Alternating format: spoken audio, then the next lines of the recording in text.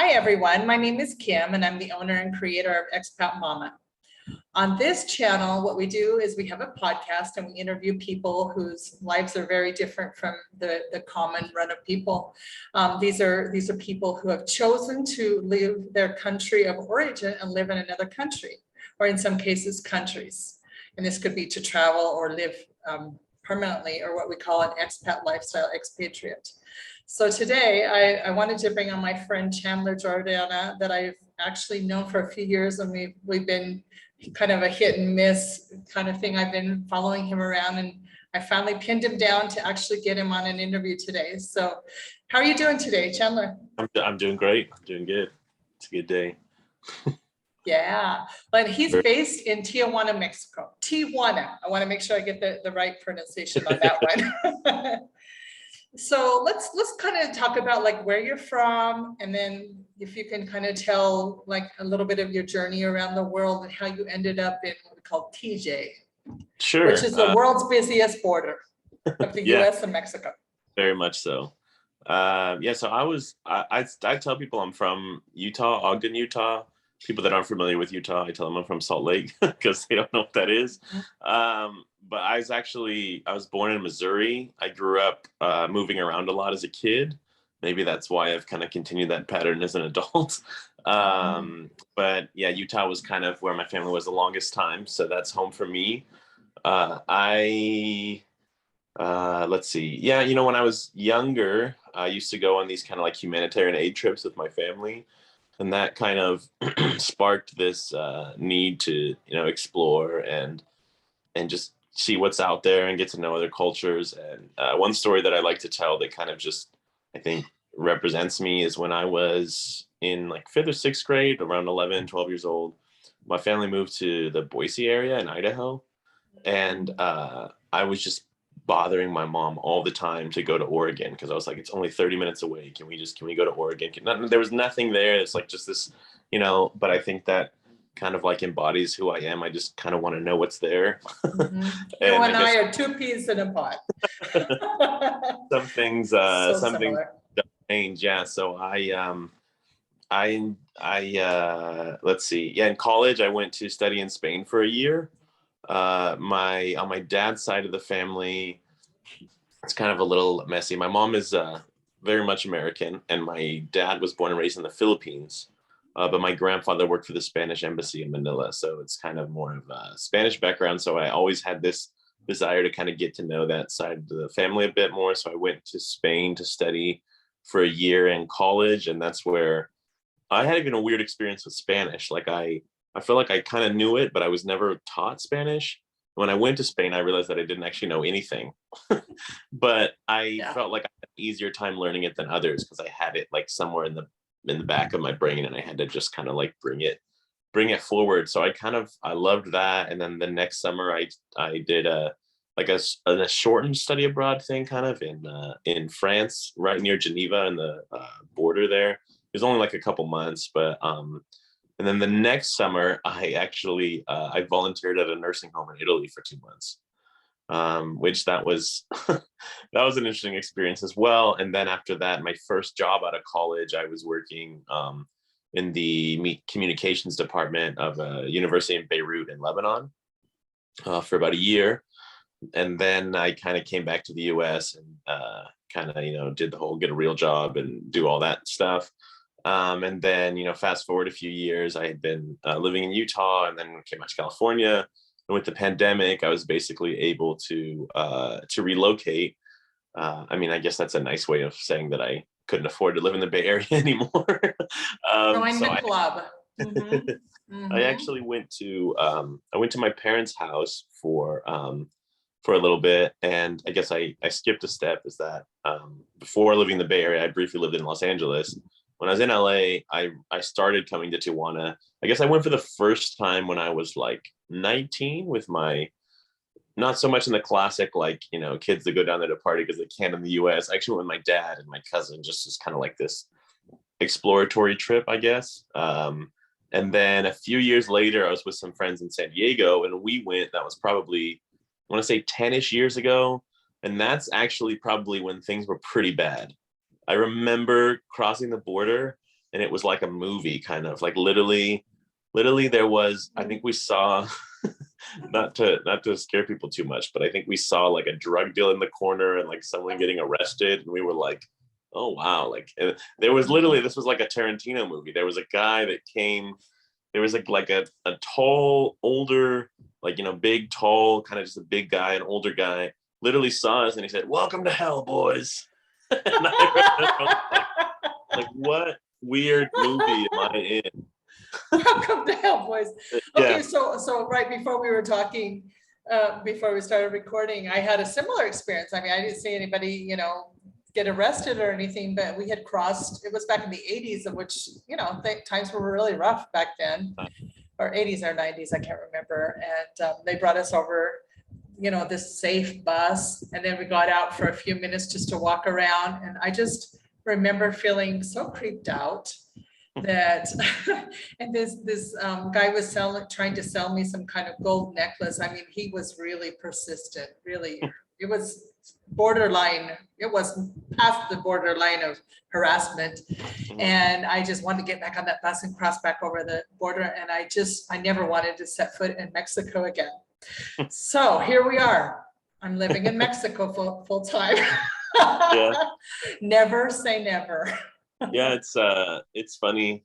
It's funny how life works. So, I mean, basically, but I was always kind of drawn to it, though. It's just interesting to me that there was such a different world, like 15 minutes from one of like the glitziest cities in America. Like San Diego is, yachts and condos and, plastic surgery. It's just that world kind of. It is. And then, it's just so close. It's just such a different reality for people. And that always intrigued me. I didn't like study anthropology, but I always kind of consider myself like an amateur anthropologist and like an armchair. And I don't know, I was just fascinated by that always.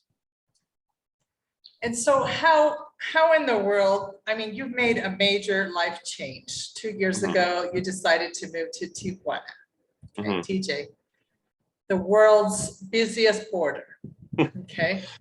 The most dangerous city in the world. And the most dangerous place in the world, supposedly, one of them. Yeah. Besides actually being in a war zone. What's it really like there? What's your life like? So I'll briefly, just basically how I ended up here was when I was in LA, I would make the occasional trip down. I met a girl, we ended up dating, kind of classic story. And then when I went to my parents' place when COVID hit, she was like, well, you could just work down here. And so I came down there, found an apartment, and I kind of never left. And like the relationship didn't end up working out, but I stayed because I love it here. I love it here. And I think that the most dangerous city in the world, like maybe statistically, I don't know whatever, indicators they're using to measure that. Maybe statistically that's accurate, but in reality, I can say that personally, I've been to a lot of places that are way sketchier than Tijuana. Like I went to Afghanistan for 2 weeks. That was an actual, I've been to some other places, Israel, Palestine, in the Middle East as well. Like, there's some places that I would say are quite a bit more dangerous.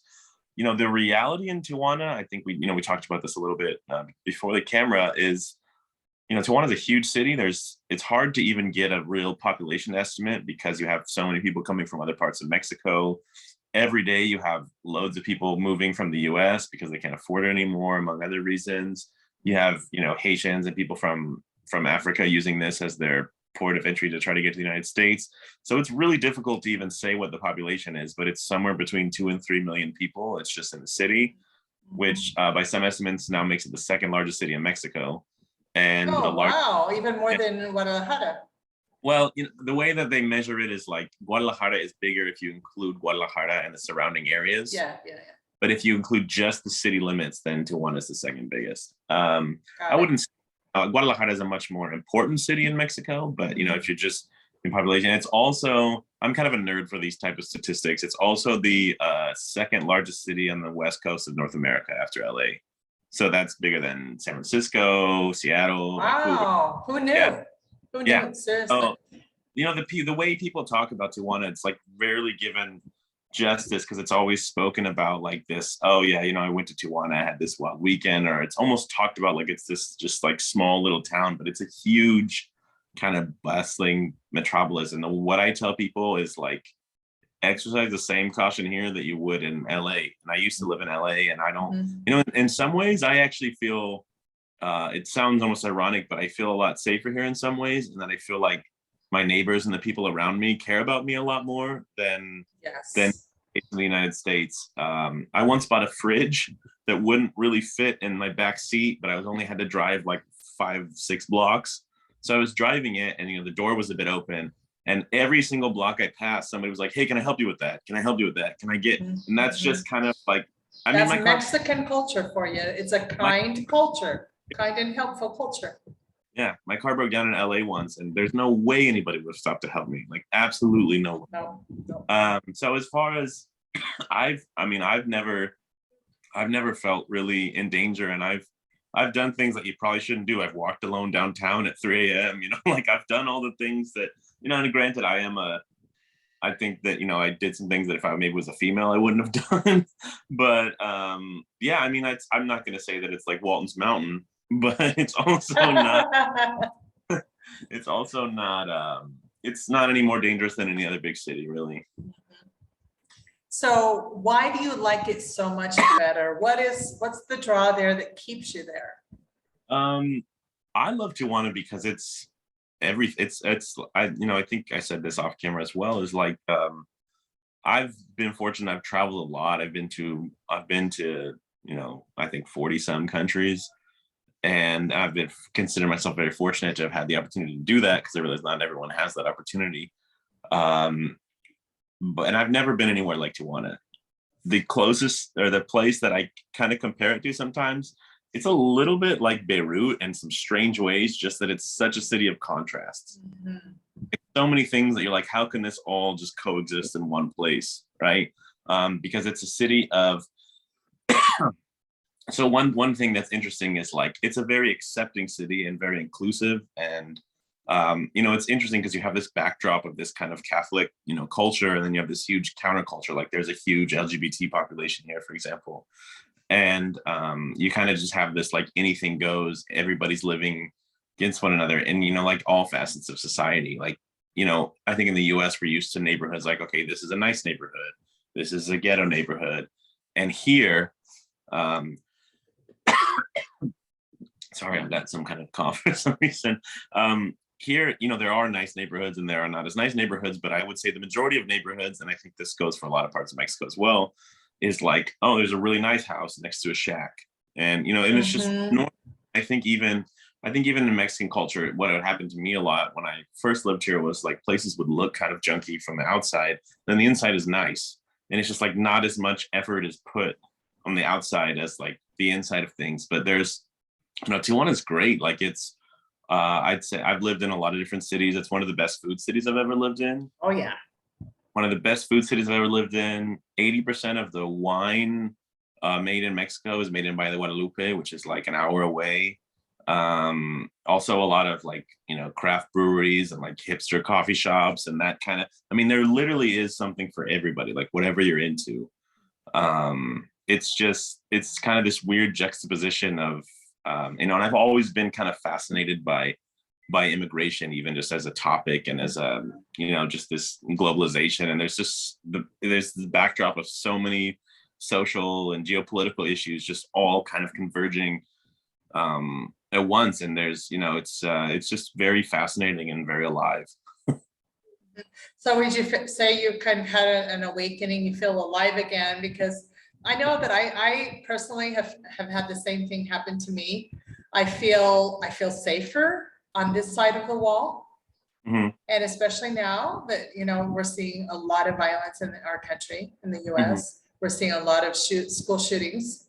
We're seeing a lot of craziness that maybe it was a little bit more hidden. I think it's always happened, but now it's happening on a more frequent basis. Of course, it's no secret that there are places in Mexico that we probably shouldn't go.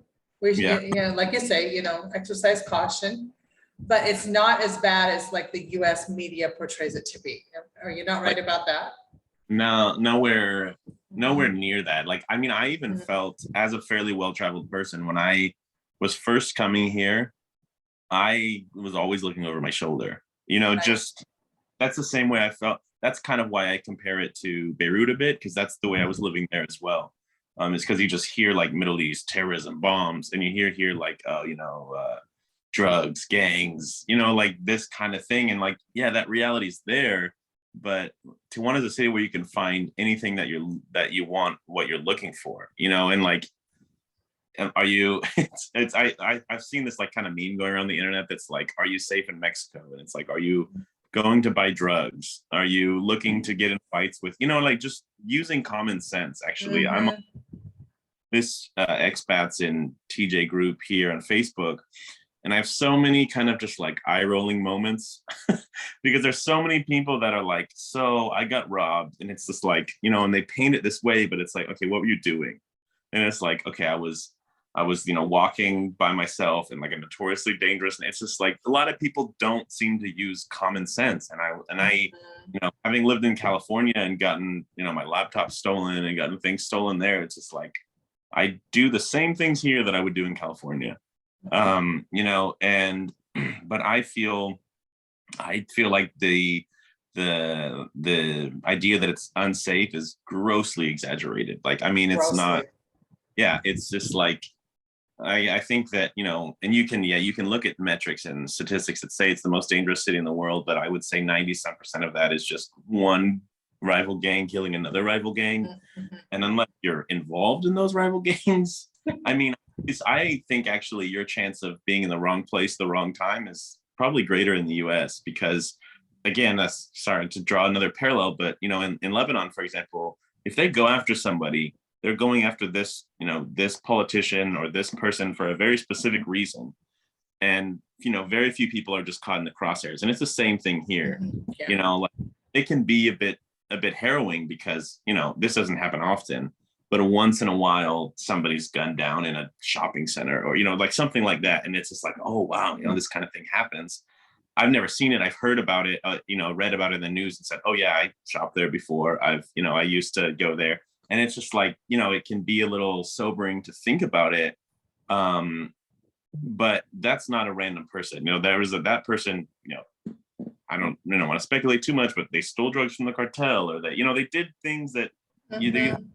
you have no business being involved in anyways. And, that's kind of part of the contrast of Mexico, I think, is that these things all happen in the US. It's just we have our maybe suburban neighborhoods or whatever, and you're removed from that. Whereas in Mexico, it's Correct. kind of you can just choose to ignore that reality, and it's Mhm. easy to ignore that reality even though you're not involved in it. It's still something that you're aware of, I guess. Mhm.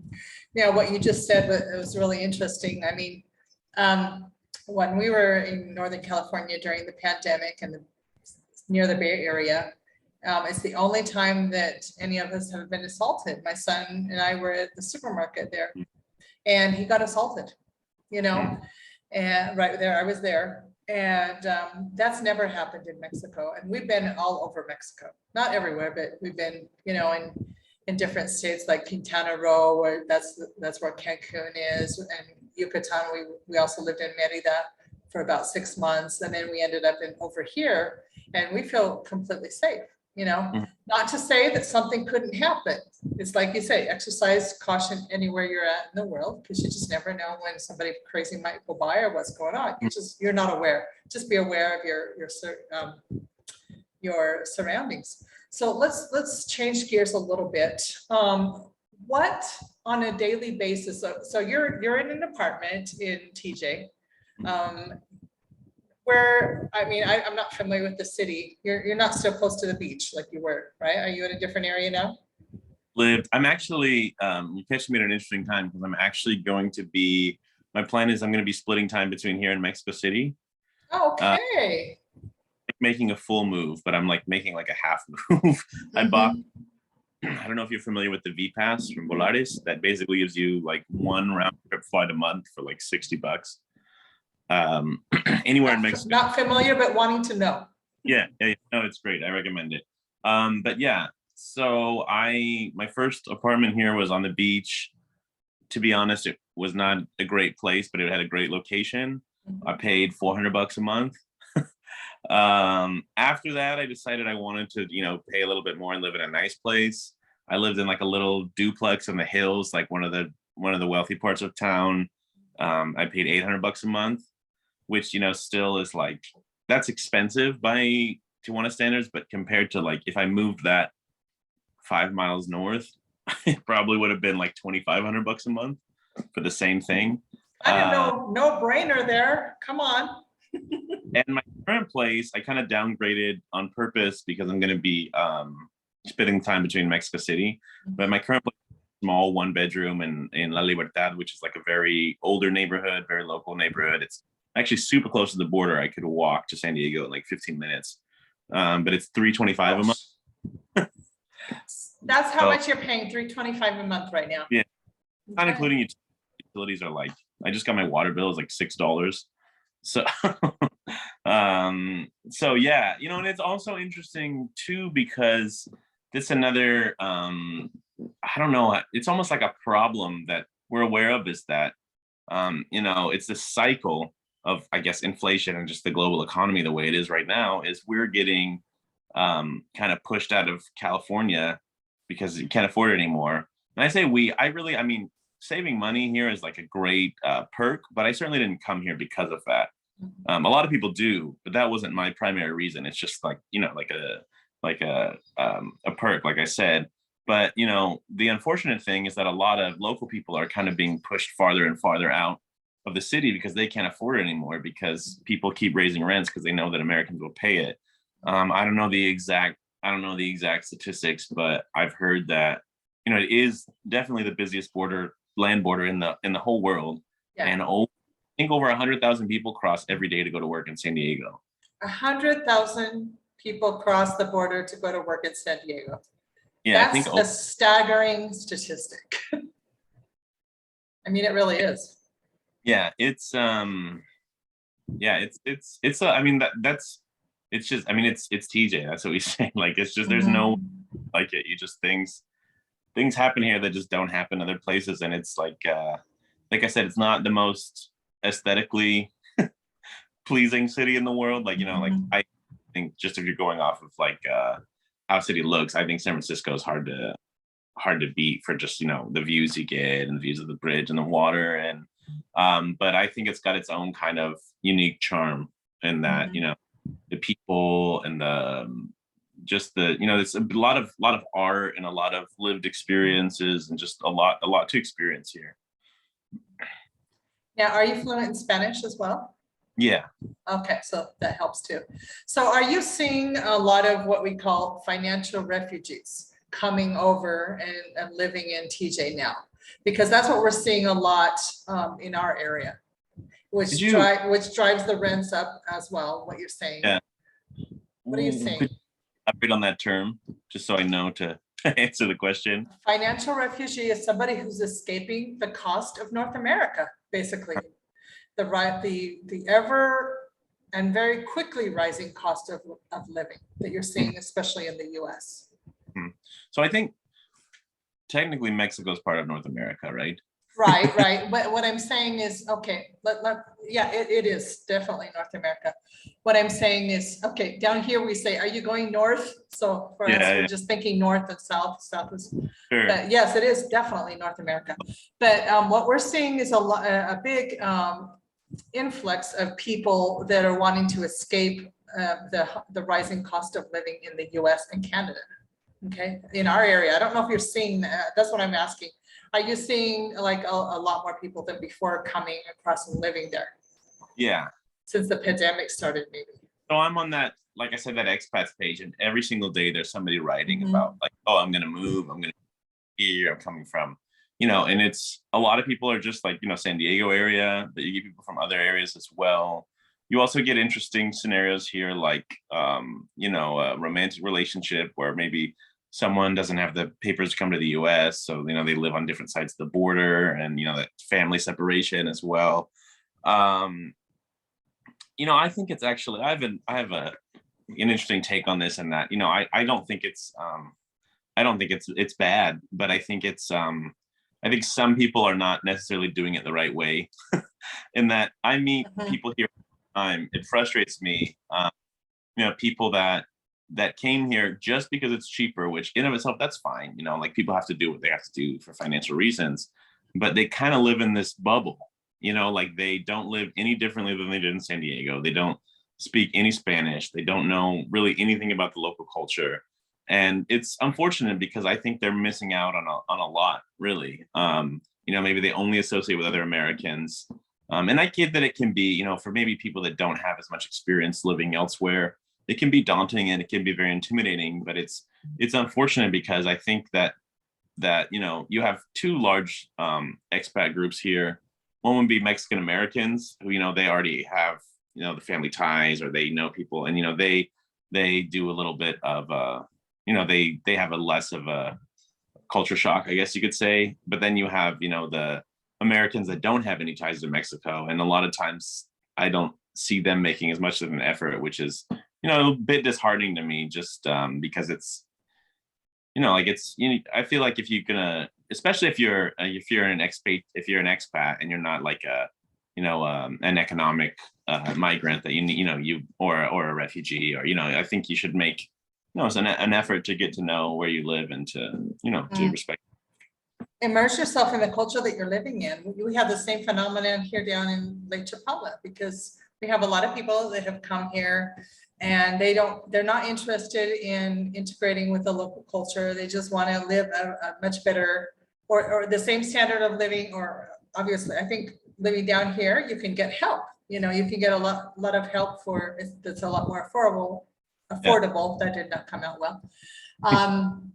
Which I do too. I have my person that comes and cleans and stuff, but my kids and I are very much integrated into the culture. Of course, we've been in Latin America. In my case, I've been in Latin America for 21 years.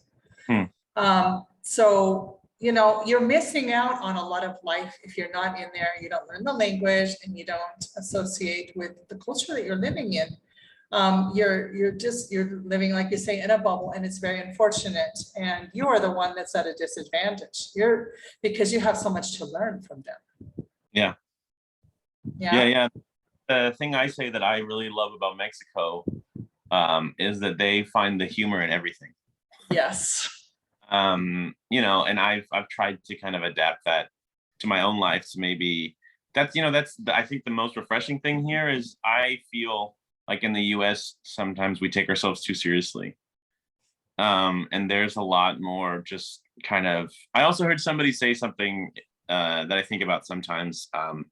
Someone told me that they said, al otro lado, which means like the other side, which is how everyone refers to it here. They said, you guys live to work, and here we work to live. And it's a different approach to different kind of philosophy of life. And, I would even, I'm sure you could attest to this as well. I haven't lived elsewhere in Latin America, but I've been to a lot of other countries in Latin America. And, there's definitely a lot of similarities, but there's a lot of things that are uniquely Mexican too. They have a lot of their own culture, their own, even from state to state, different foods, different traditions. It's a very, vast and rich culture, and it's really worth. I've been meaning. So I guess I've talked about it. I haven't done anything, but I've wanted to just go to a local university and enroll in a Mexican history class, just to really, really know more about where I'm at.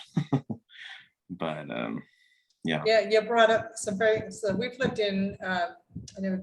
we've lived and traveled around different parts of Mexico. We started out on the border of Belize and Mexico in Bacalar when we first came here to Mexico, not thinking we were going to end up living here. Okay. And we went up through the tourist areas and ended up 6 months in Mérida, which is an extremely hot city. We couldn't handle the heat. We simply could not handle it. And the culture was so different. And the Spanish was so different. You would think that, after I'd been living in, over 20 years in Latin America, I would know Spanish by now. In that part of Mexico, they actually would mix Mayan language in the middle of Spanish. So you're taking a taxi and all of a sudden you're going along and you're like, what in the world? And so I'm commenting, these kinds of things that are happening to me with people that live in Mexico and other parts of Mexico City and other parts of the country. And they're like, we don't understand them either. I'm like, oh, okay. All right. So that was what was going on. We were in sheer culture shock most of the time we were there, because it was just such a different culture. The food was so different. It was just, it just felt like we were on a different planet. But once we came here to this area, it's kind of a softer landing.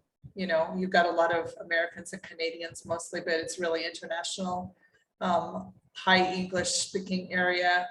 But yet we have our Mexican friends. And that's also been another culture shock. Every time we move to a new place, we experience this, half the words I know are of no use. Kind of phenomenon that's going on. I'm still learning Mexican Spanish. It's been a challenge, after learning Argentinian Spanish for 18 years. So, but what you say, there's so much diversity within the country.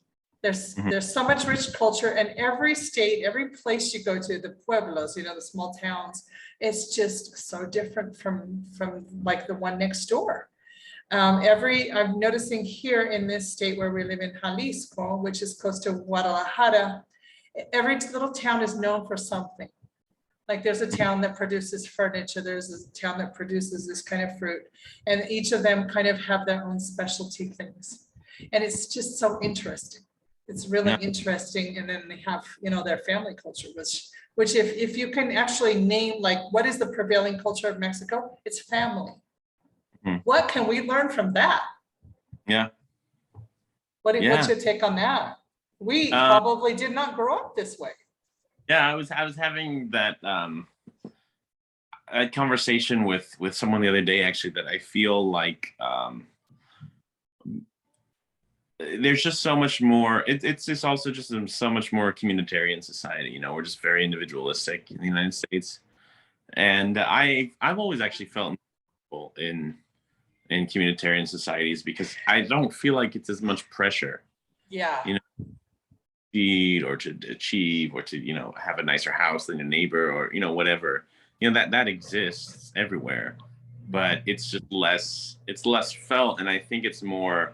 Oh, I can call this person to help me with that, or I can have, my cousin help me with this, or it's from everything from even though I don't have any kids, I've seen it in friends, from raising a child to to like events, to people living with their extended families, or it's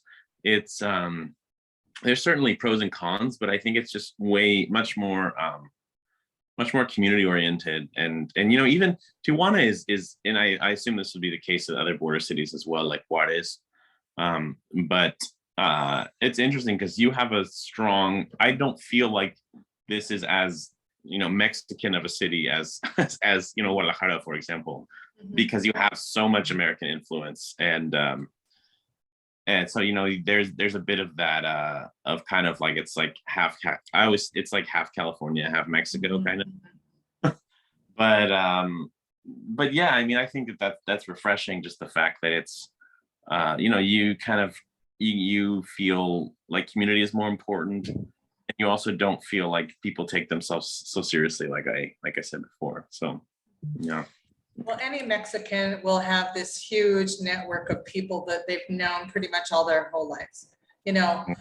Mexicans, I haven't seen like the loneliness, and it's, Americans don't want to talk about this, but loneliness is a big thing in the US. The US can feel so lonely and so cold, and you just feel so like isolated from the rest of the world, disconnected and emotionally starved. That's the way I felt right before we decided to come to Mexico. I was like, where's the true communication? I really want to connect, but at more than just a shallow level with people.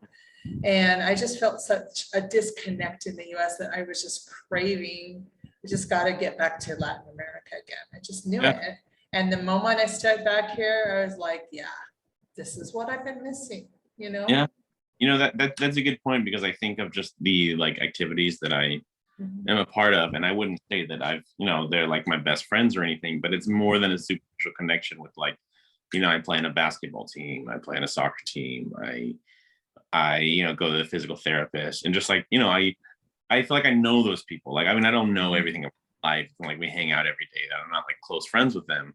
They're really nothing more than an acquaintance. But I guess an acquaintance is like a deeper connection here than an acquaintance in the U.S. because That's what I've realized. Yeah. an acquaintance in the U.S. you never get past a hey, how's it going? Okay, great, yeah, thanks. Okay, it's very surface level. Relationships are completely different in Latin Yeah. America. They completely are. Yeah. So there are some differences in the way people relate to each other. And I mean, like they have, here I've been able to, connect with somebody who will connect with another person, and you get things done mañana, but you'll get it done. You get it done at some point. But there's a real relaxed vibe. We as Americans live so uptight. Like you say, there's a lot more pressure on us at every level. I see it with my students who I'm in contact, because I only teach American students located in the US. And I just see how much pressure that I've kind of forgotten what it's like, because I'm down here, and I just got my blessings that I am, Yeah. What else would you say? Go ahead and say what you're going to say. No, I feel that now. I feel almost a stronger reverse culture shock, like when I go back to the US. Yes. Because even from the way I drive, like I forget, I went to a sports bar like a couple months ago to watch a football game, and it was just like, man, everybody's so everybody's just so like, I don't, not to dog too much of my own culture, but everybody seems so, and it's San Diego, it's not Iowa, for example, but everyone was so self-absorbed. It seemed like self-absorbed. That's exactly the way it is. No interest in anything outside of their own group, and and like I said, there's especially it's another topic, but especially with like globalization, to think that these kind of American values are, you can find them anywhere now, but I think that there's still places in Mexico where it's still kind of, it's a bit, slower, take your time, enjoy life a bit more. Yeah, for sure it is. It certainly is that way where I live. Nobody's in a hurry to do anything here. Like most hustly, bustly, like you can still feel it.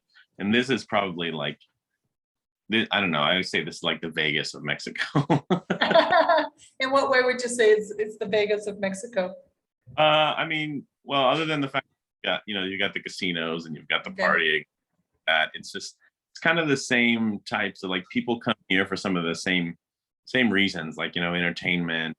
It's kind of fast paced. It's, like, people are awake at all hours. Like, that was something that was really interesting, because I mean, Tijuana is like a very nocturnal city, right? It's very much like, just for like, both the nightlife, and also just the fact that, you got people crossing at 4 a.m. to go to work. Like, people are just always, there's always something happening, kind of, right? And then with COVID, it would be so weird that you'd be driving at like 10, 11 at night and it's just dead. There's nothing. And it was like, that was something that was very fascinating to see. And I feel like places are just really starting to recover from that. Because that's a whole nother topic, is most of the time I lived here was like with COVID. So I felt like I was this year's actually been great, because I felt like for some of the time I was getting robbed of the whole experience, because it's like, where's my 2 a.m. tacos? Like, where's this whole, like, the Tijuana that I know from traveling here? But it's just kind of feel like this year it's just kind of starting to recover. So it's TJ is getting its life back. Yeah, feels nightlife. Are you able to get your 2 a.m. tacos down? Yeah. All right. Okay. So what I wanted to ask you, for example, is if people want to contact you, how could they contact you? So the best way? I'm pretty laid back. I don't mind if people just text me or WhatsApp me. My phone number is 801-920-2608. I still the Utah number. It's the only We'll be number. sorry that you said that on a public forum like this. Now you're going to be up 24/7. No, I'm just kidding. Hopefully it's not spam. It's real people. That's my only. That's my only hope. But yeah, that's probably the easiest way. Or I'm actually or that or Instagram probably. I'm not on Facebook that much anymore. My Instagram is it's a play on words. It's hijo_de_Utah_hijo de Utah.